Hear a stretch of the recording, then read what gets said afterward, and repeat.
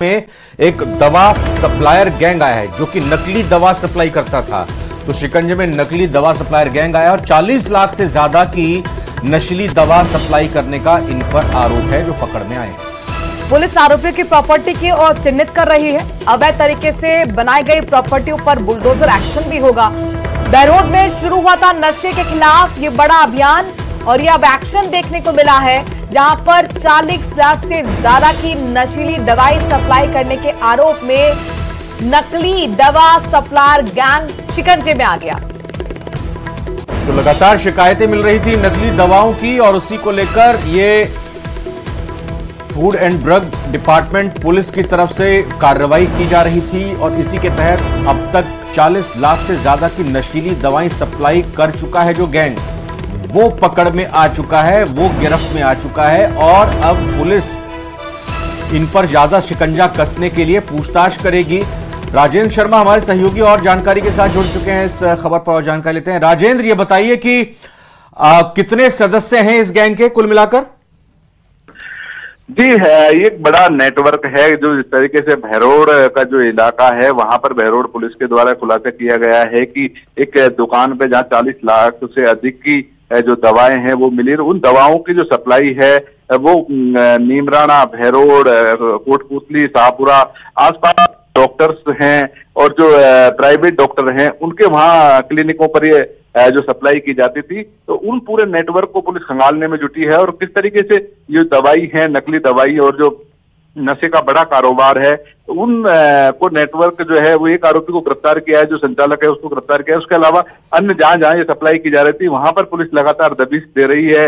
Behror DSP है कृष्ण कुमार, उन्होंने युवाओं से अपील की है कि वो शराब के जो नेटवर्क है इससे दूर रहें। ये जो पूरा गैंग है, कितने लोग इससे जुड़े हुए हैं?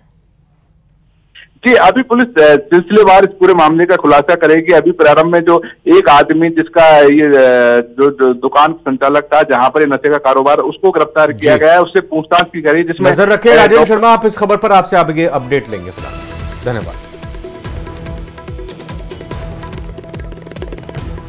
अगली खबर अजमेर से ले रहे हैं, जहां पर सीआरपीएफ GC2 में तैनात कांस्टेबल ने अपने सरकारी आवास पर फांसी का फंदा लगाकर सुसाइड कर लिया।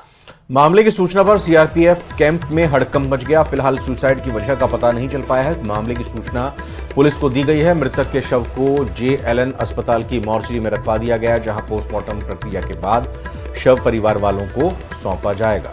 इस मौके पर सीआरपीएफ के अधिकारी मौजूद रहे। पुलिस की माने तो आत्महत्या के कारणों को लेकर परिजन और स्टाफ से अब पूछताछ की जा रही है। ये चल रहा है जांच में और क्यों फांसी लगाई, क्या कारण है, वो जांच के बाद ही मालूम होगा। क्या सूचना मिली थी आपको? सूचना मिली थी अपने गंज थाने में कि भाई CRPF 1 GC1 है, वहाँ ये जो है ये फांसी लगा ली है इसने।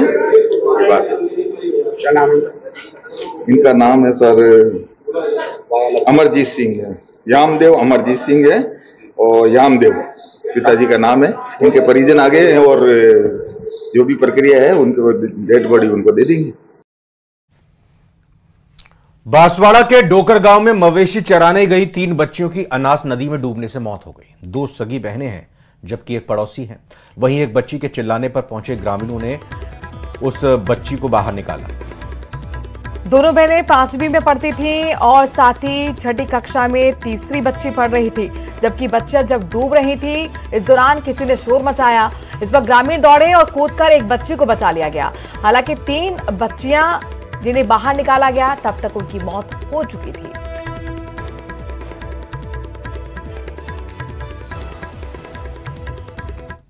खबरों में आगे बढ़ते हैं। अनूपगढ़ के राय सिंह नगर में धरने पर बैठा बुजुर्ग अपने आप को जिंदा साबित करने के लिए अपनी बहू के साथ धरने पर बैठ गया है। मिनी सचिवालय के बाहर धरने पर बैठे बुजुर्ग का कहना है कि पूरे जीवित होने के साबित करने के लिए उसका परिवार पिछले 1 साल से तहसील और नगर पालिका में चक्कर काट रहा है। मामले का खुलासा उस वक्त हुआ जब पीड़ित का आधार कार्ड बंद होने से पेंशन समेत सभी सरकारी सुविधाएं बंद हो गई। परिजनों की तरफ से मामले का पता किया गया तो सामने आया कि वृद्ध की मृत्यु प्रमाण पत्र जारी कर दिया गया है। मृत्यु प्रमाण पत्र जारी होने से उसका आधार कार्ड भी बंद हो गया है, जिसकी वजह से उसकी पेंशन और उसको मिलने वाली तमाम सरकारी सुविधाएं बंद हो गई हैं। पीड़ित ने इस मामले में तहसीलदार, पालिका EO समेत 7 लोगों पर धोखाधड़ी और अन्य धाराओं में पुलिस थाने में मुकदमा दर्ज करा दिया है।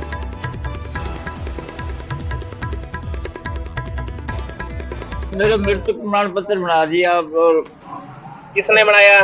किसने? वो कंचन नायक, वार्ड पार्षद है क्या? वार्ड पार्षद।